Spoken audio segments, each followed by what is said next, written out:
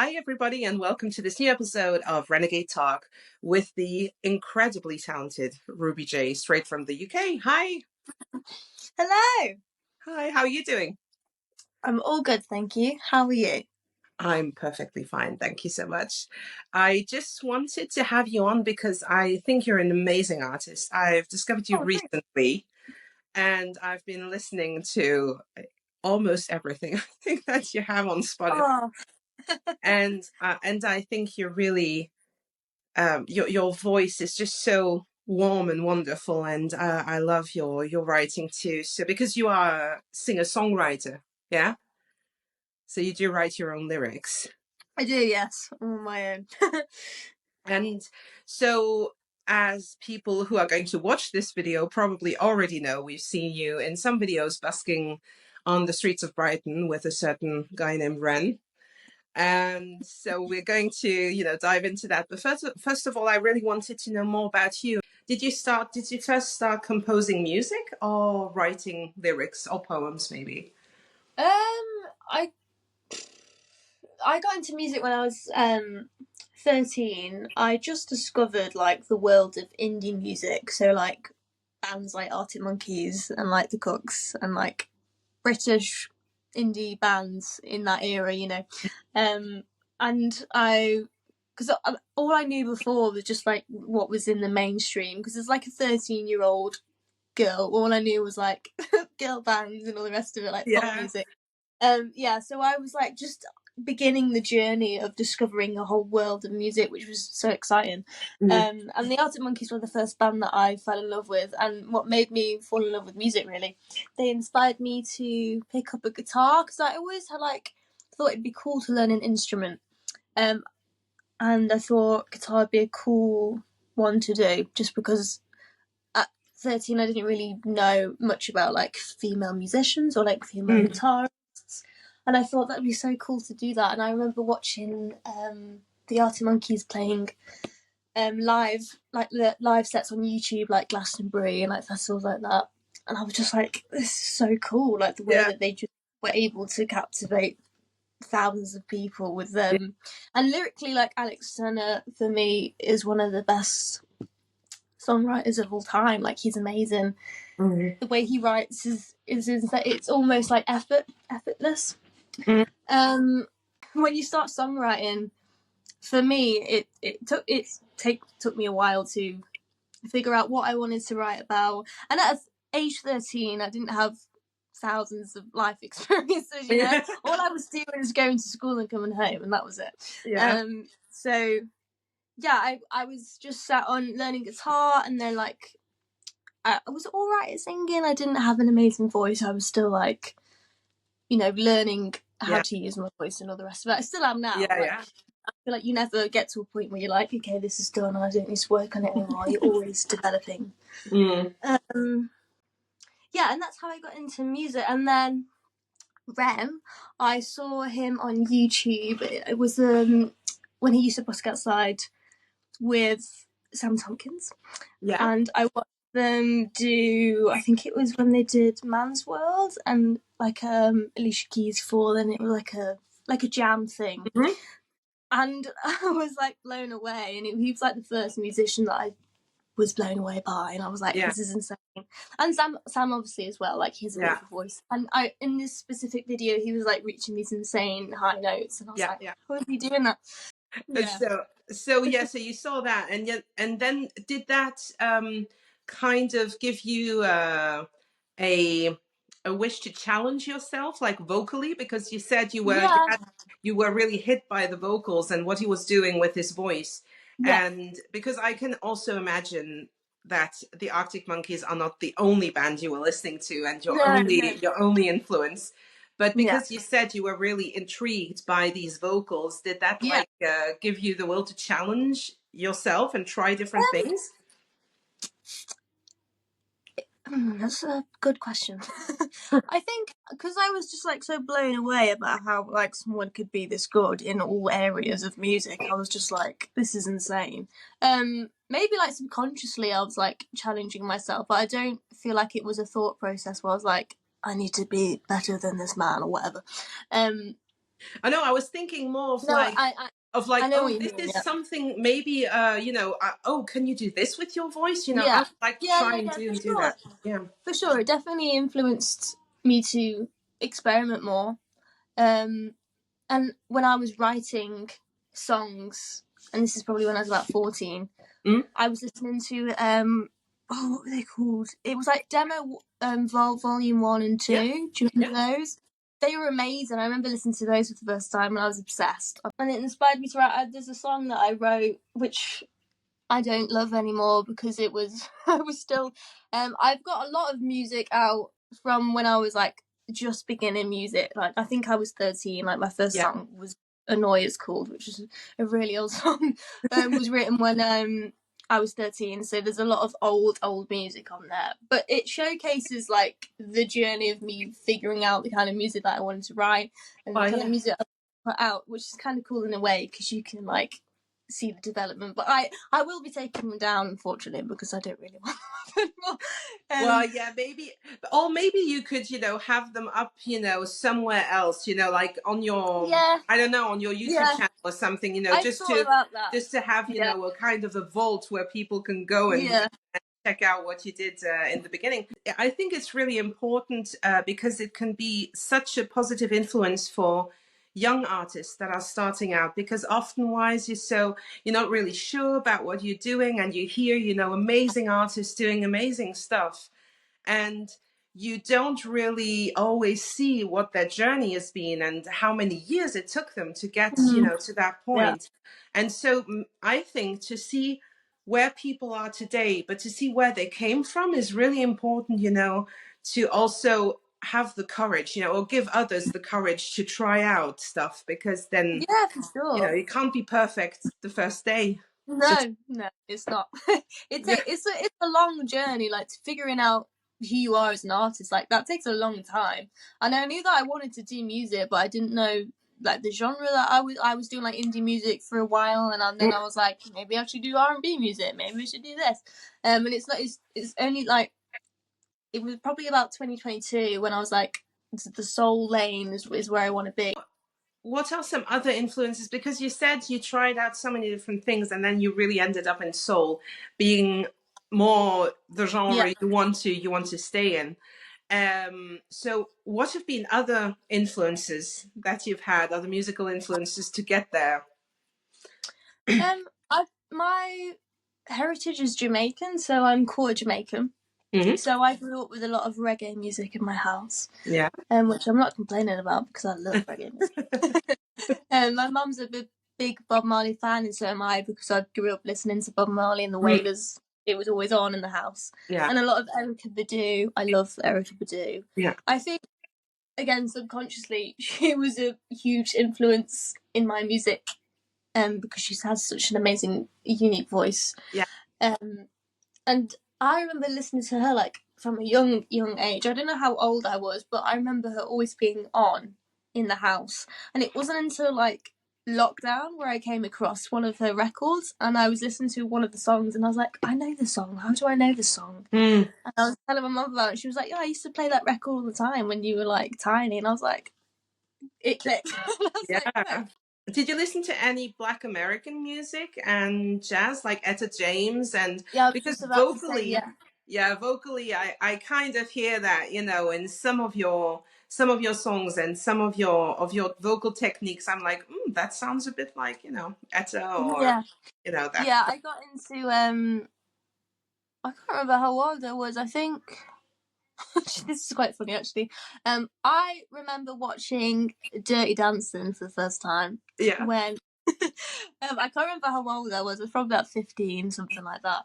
And I was obsessed with the music in the film because it's soul music. It's like it has Otis Redding in it. It's got yeah, Sam Cooke in it.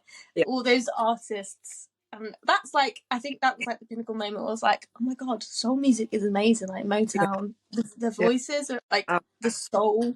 yeah, There's so much emotion in the music, yeah, and it also makes you super happy, makes you want to dance. Hence, Dirty Dancing. yeah, I think that was the when I discovered that kind of music, and then I got into like jazz. Like I'm a huge Billie Holiday fan, yeah. and like Nina Simone, voices like that. obscure voices I'm obsessed with because it's different. And Nina Simone was such God, there isn't even a word. How do you describe Nina Simone in one word? Well, in one word is really hard, but Yeah. I think it's those, you know, to hear that, for me it's like listening to someone who has these extremely clear vocals and very smooth way of singing, but you can feel the pain underneath. That's exactly it. And so I think it's just Exactly. Yeah. like the even if she or any of those other singers are singing, you know, kind of a love song or a happy song, you can still feel that they've been through so much, and it's just, Yeah. you know, that there's something heavy in the voice, even if the lyrics are light. Yeah, for sure. And that's what I love about it. I love those genres of music, and I always try to take influences because I listen to a wide range of genres. I think that's really important as an artist because you Yeah. always influenced and inspired by different things, and you don't come out with the same kind of music because you take different things. And like I like, obviously, like I love reggae, I love soul.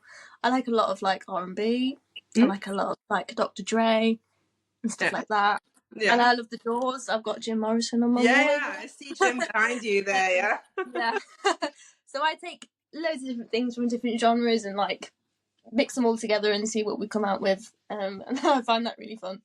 Well, obviously something quite good, because yeah, what you do is really nice, and there's a lot of power to your voice too, and I think so.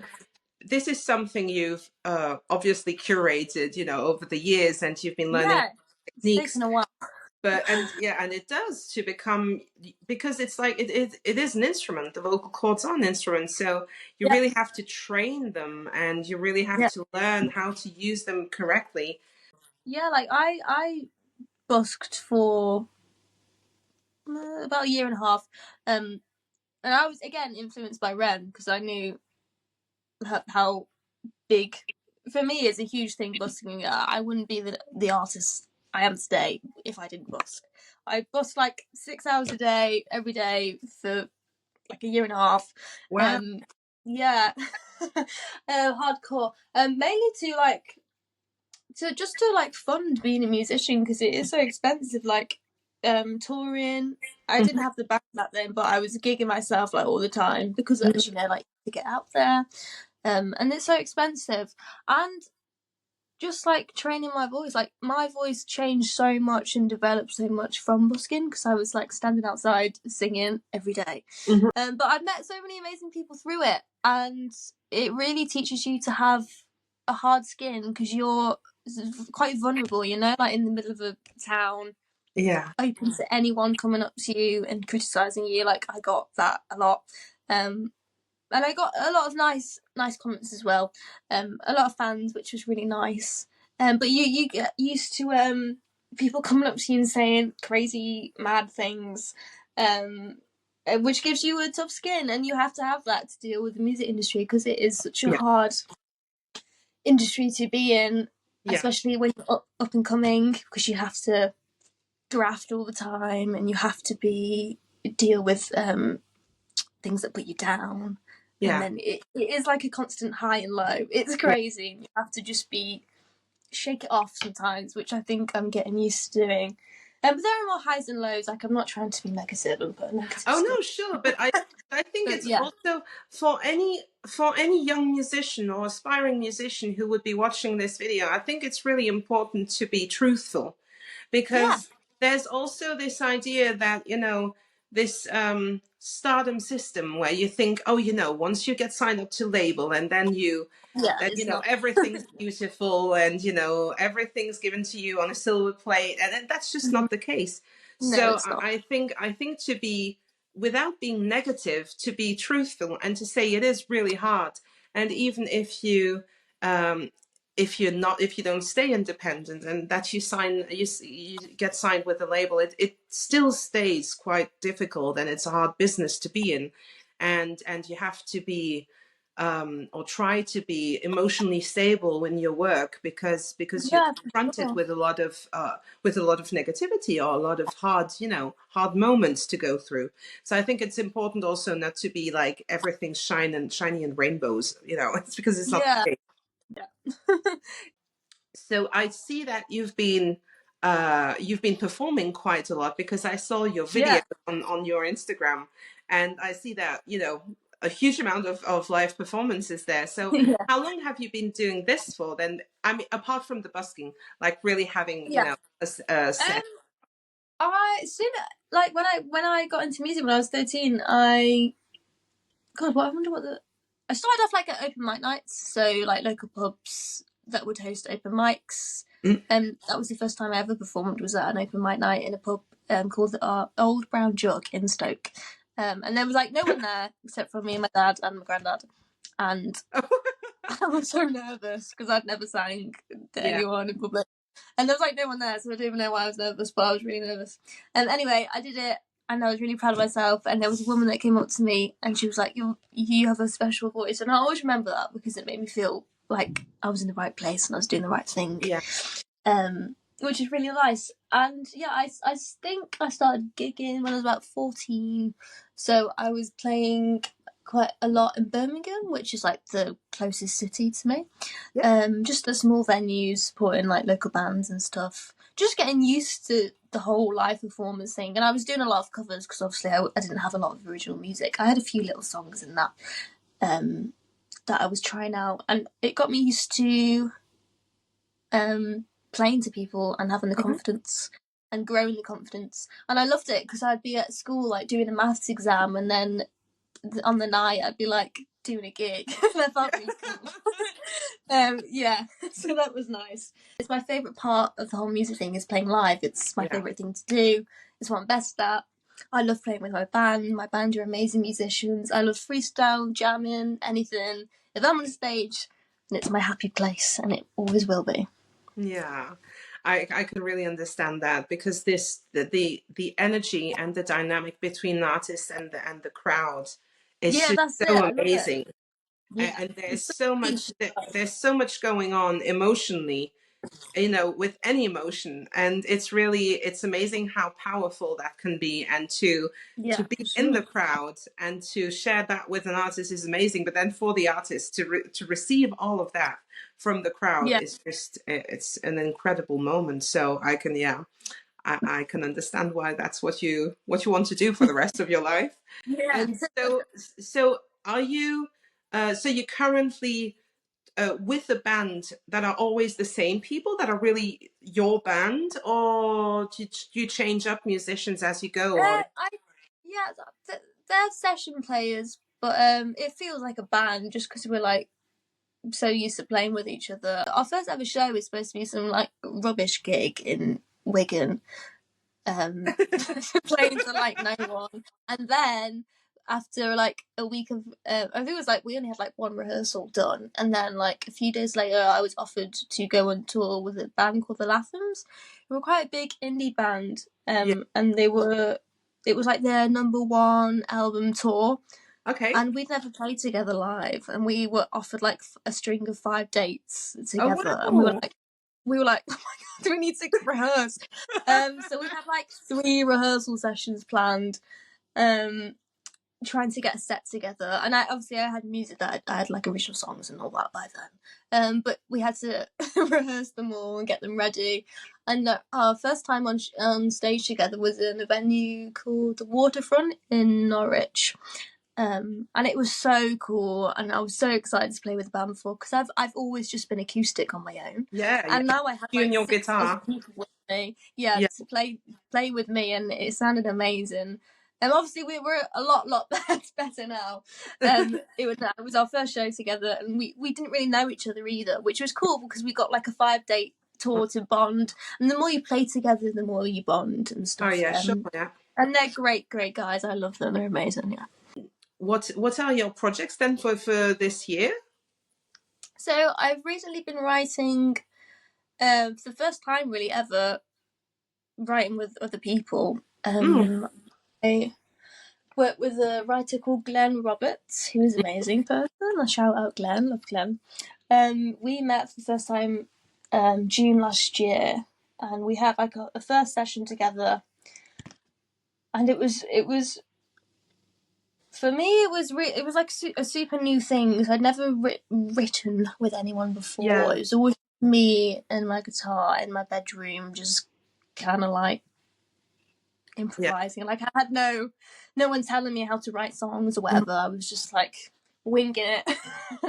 And so, yeah, it was quite like, I was quite nervous, because I was like, I don't know how you write with other people. Like, I have to expose my brain and my thoughts to someone else.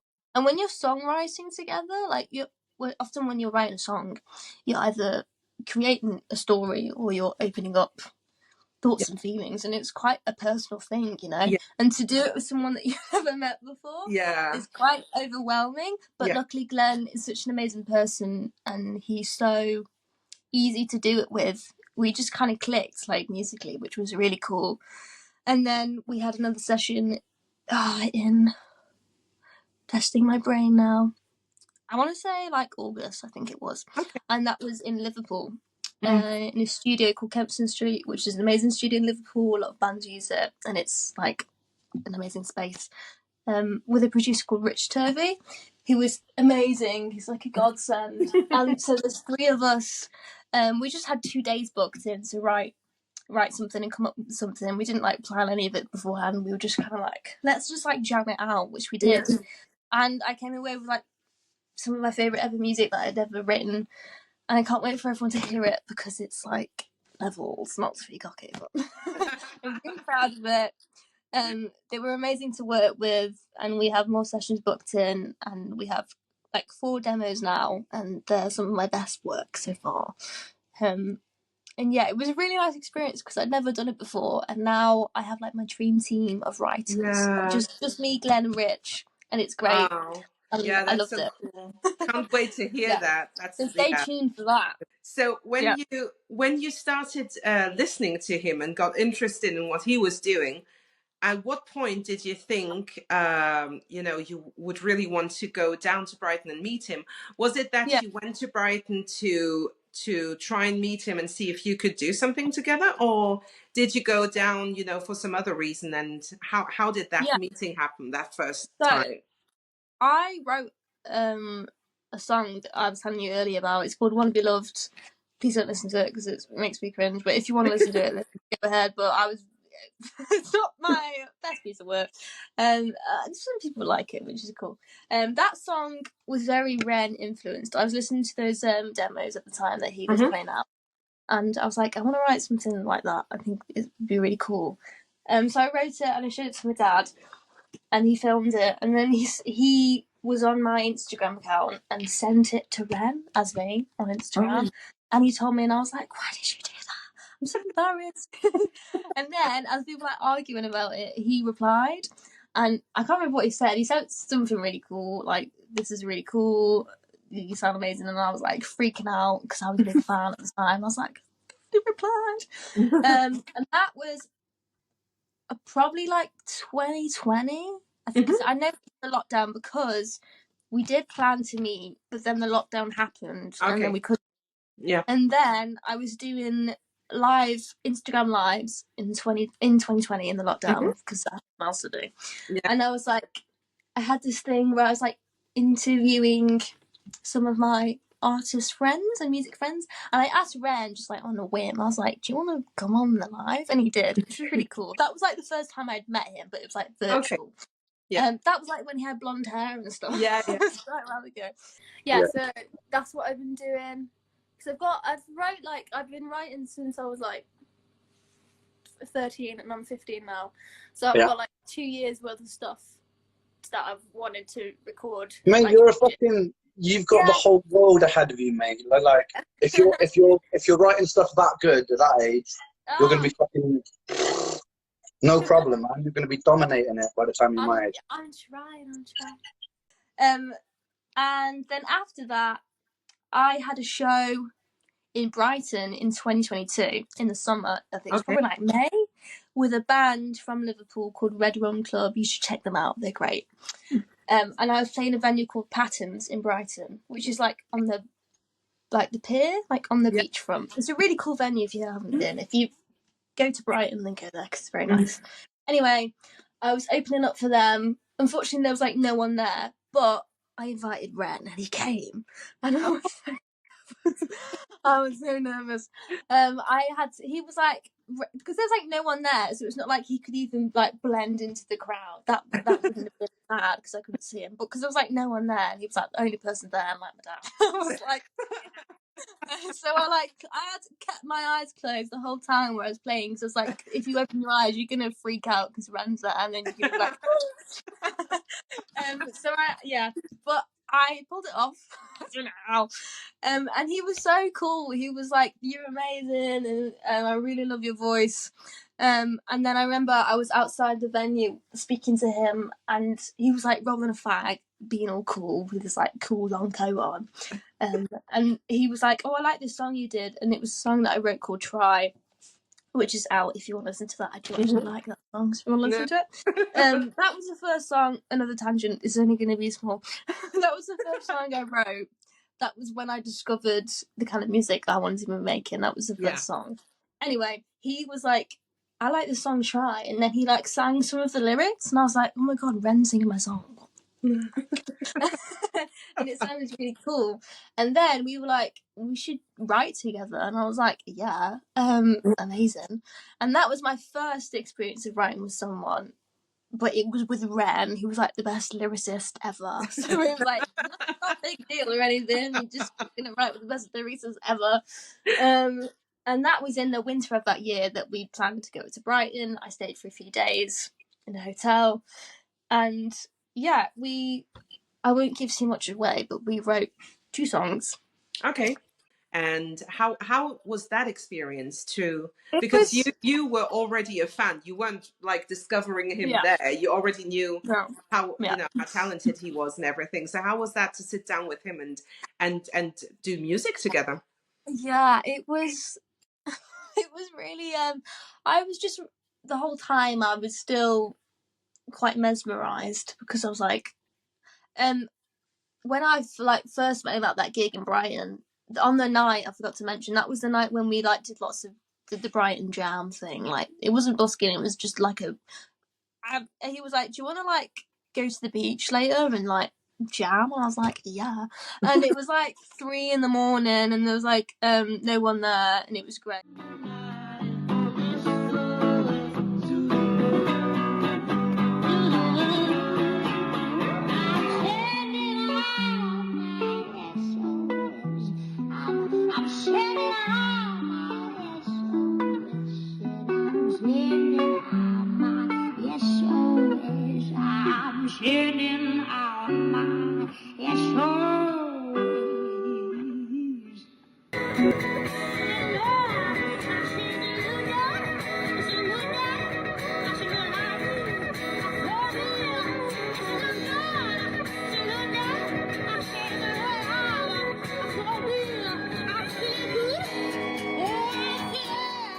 It was really cool experience. I just remember being so grateful, because I was like, how am I sitting with one of the best lyricists ever?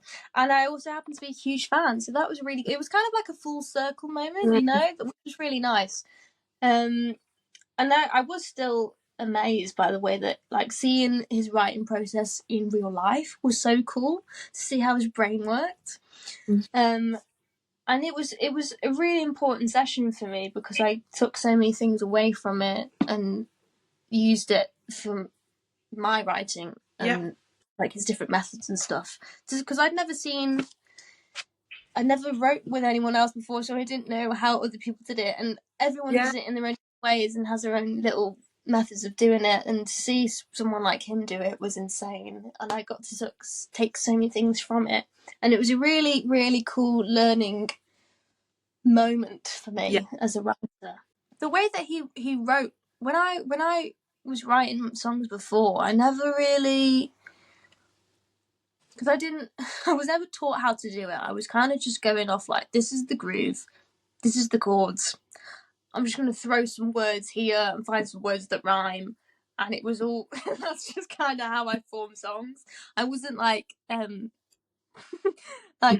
genius like Ren is in the way that he creates these stories or draws out his own experiences and puts them into songs. I was kind of just like, and at the time I was only 13 and I didn't know much about life and all the rest of it. And so I'd say that I learned how to make my songs more personal to me and write about what I want to write about and delve into that and figure out how I can get that across in songs, which is like quite a hard thing to do, I'd say. It's not something that just comes to you.